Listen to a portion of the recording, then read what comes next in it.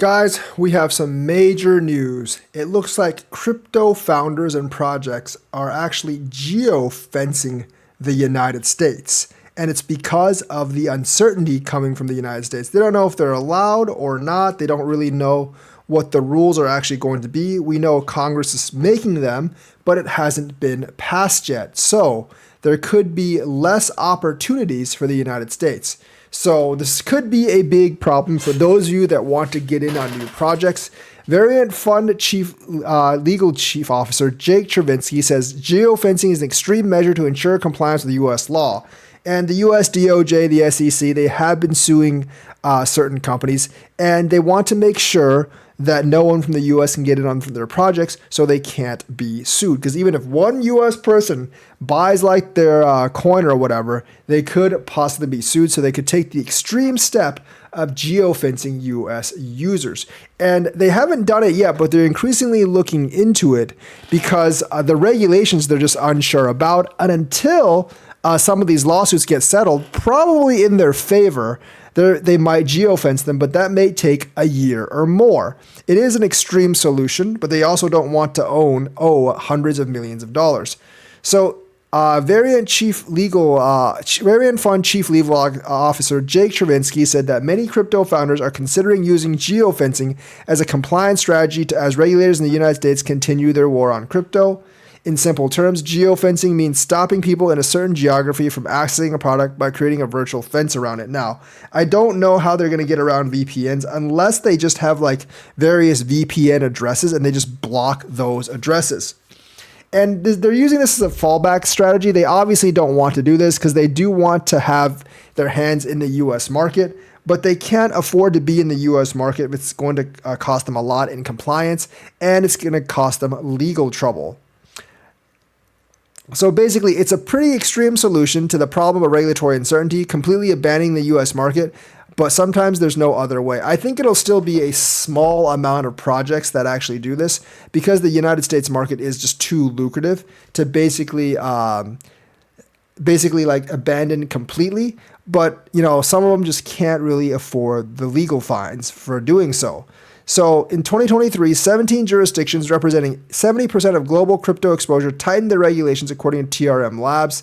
DeFi Protocol Sky, which rebranded from Maker in August, courted criticism after blocking VPN access for its Spark protocol. So even with that, they might actually block some VPN access from some of these protocols. So like people in the US just basically have like zero way of getting in, even if they use VPNs.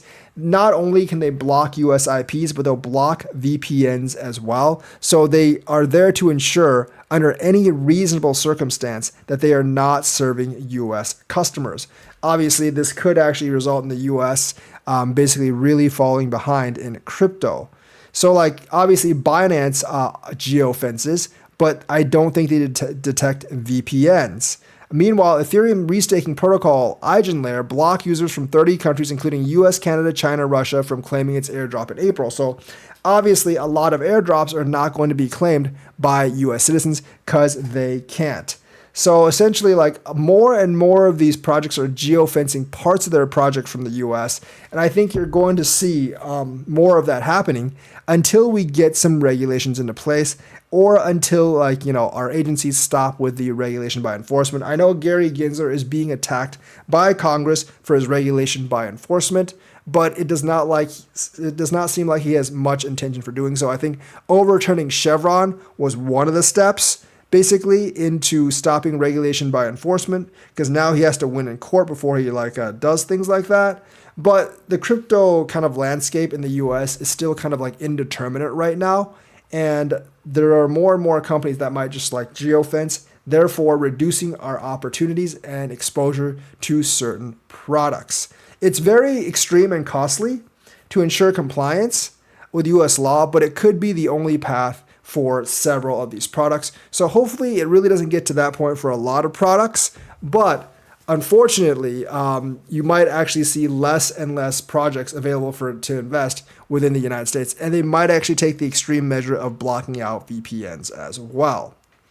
Gemini might actually be kicked out of Canada. In fact, they are actually getting out of Canada, but Canada might be kicking out some crypto exchange or a lot of crypto exchanges. So it's actually like a crypto exchange. Gemini is going to close all customer accounts in Canada.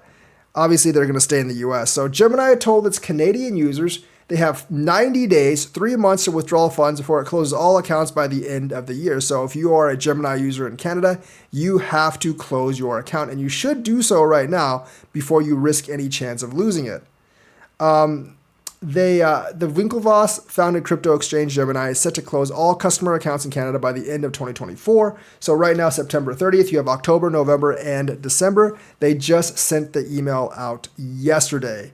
So by December 31st, they would close all accounts. Effective December 31st, 2024, Gemini will close all customer accounts in Canada with limited exceptions.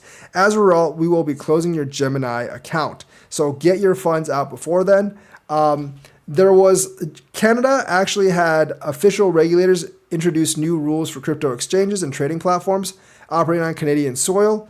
On this February, the CSA published a notice requiring all asset trading platforms to sign a legally binding pre-registration undertaking to continue operating in the country.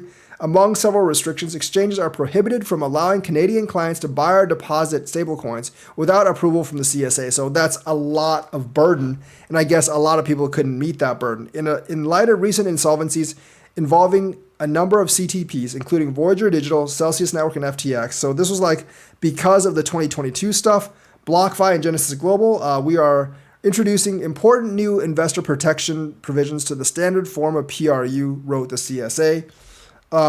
Several exchanges reacted very differently. Gemini tried to actually adhere to new requirements, filing its pre-registration on April 13th.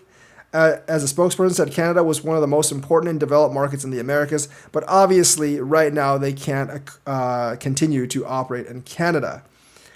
Kraken and Binance also said after the rules were announced, they had filed the pre-registrations required to continue operations in the country. Still, Binance later reconsidered and on May 12th announced its departure. Other exchanges, including OKX, DYDX, Paxos, and Bybit, also left the Canadian market following the introduction of new rules. So it looks like a lot of exchanges are being kicked out of Canada.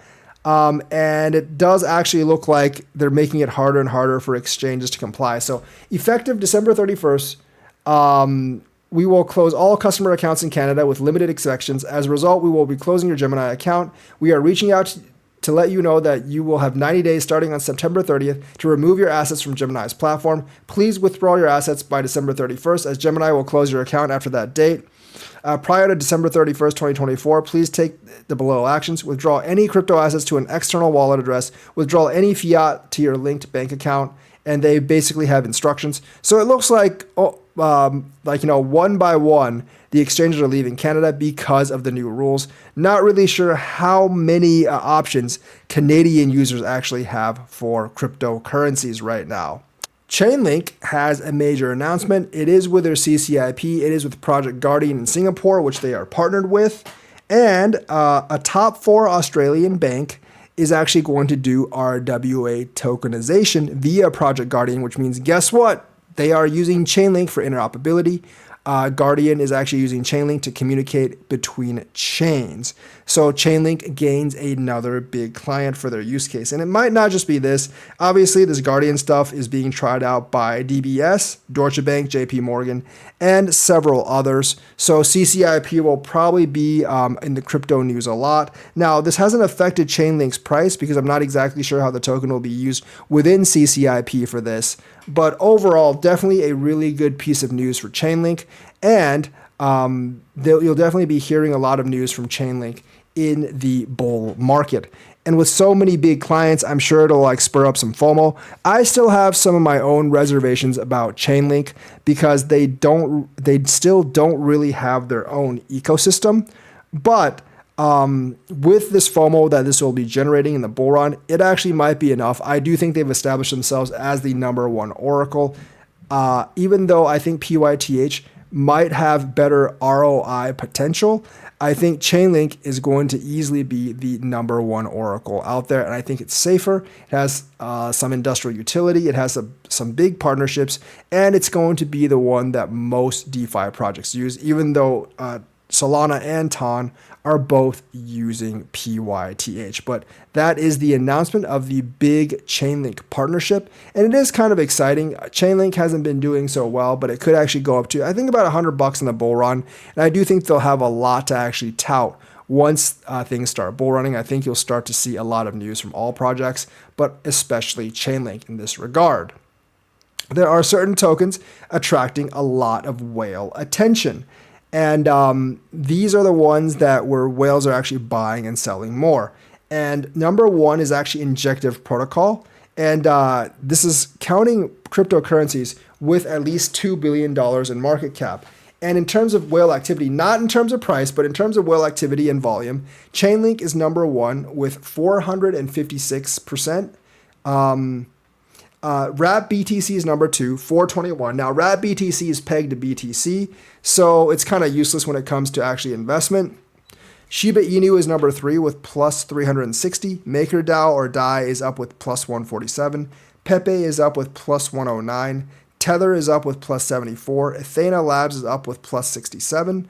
Doge is up with plus 67. Wrapped Ethereum is up with plus 62. And Optimism is plus 59. Obviously, Wrapped Ethereum, USDT, and Wrap BTC are not really coins you invest in because they're basically just pegged to other coins. Wrapped Ethereum is pegged to Ethereum. If you really wanted to buy Ethereum, you just buy Ethereum. Tether is a stable coin, so it never really goes anywhere. And Wrapped BTC is just pegged to BTC, obviously. And if you want to invest in it, you would just buy BTC.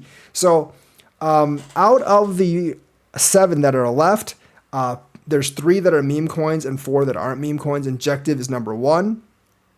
MakerDAO is number 2 in that case. Athena Labs is number 3. Optimism is number 4. The 3 meme coins that are in it are Shiba Inu, Dogecoin, and Pepe. So I would definitely take a look at the 7 that aren't stable coins on this specific list. And that might be the ones that you want to invest in because they're the ones that are actually getting the volume put into them by the whales. And if the whales are putting that much volume into them, eventually they will probably rise a lot in price. So those are the ones seeing the highest rises in whale activity compared to what they were. So definitely worth a look at. And Base is strengthening its ties to Coinbase. So this is bad news for any layer 2 that's not Base. Because essentially, their Base creator is going to join Coinbase exec team and lead the wallet charge. And since they're leading the wallet charge, guess which coins are most likely to be more supported by the wallet? That's right, the Base coins. Some people believe that his investment in Coinbase Wallet and Base may finally offer a solution to crypto's long-standing UX issues and have a hamstrung option. I think eventually they're going to just have a lot of Coinbase activities on Base, and that doesn't bode well with the other L2s that are trying to compete with Base. So Jesse Pollock, he is the Base director. He announced he is officially stepping up into Coinbase leadership while also taking the lead on Coinbase Wallet. So he's kind of like a double whammy. He's got everything going.